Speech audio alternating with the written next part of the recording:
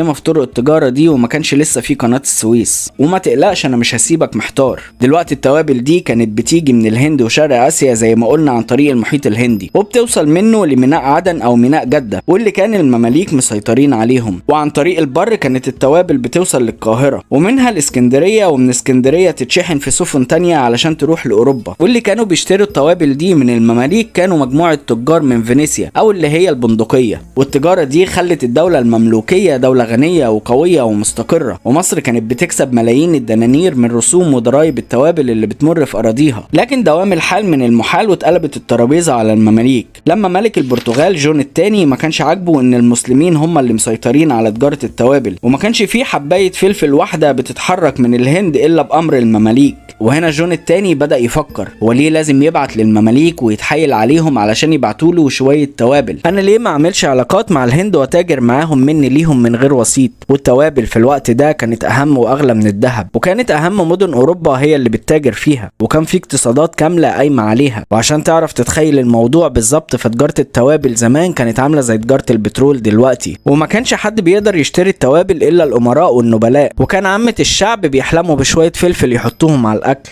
المهم ان جون الثاني بعت رحلة استكشافية تلف حوالين افريقيا بقيادة مستكشف ورحالة اسمه بارتولوميو دياز، ونجح الرحالة ده انه يكتشف الطريق اللي هيقدر يوصلهم للهند من غير ما يعدوا على المماليك، وسماه وقتها رأس الرجاء الصالح، بعد ما كان الطريق ده اسمه رأس العواصف بسبب انه بحر هايج وموجه عاتي ورياحه قاتلة وكانت السفن بتتحطم فيه، وسموه رأس الرجاء الصالح لان الاوروبيين كان عندهم امل كبير انهم يسيطروا على تجارة التوابل وياخدوا التجارة دي من المسلمين.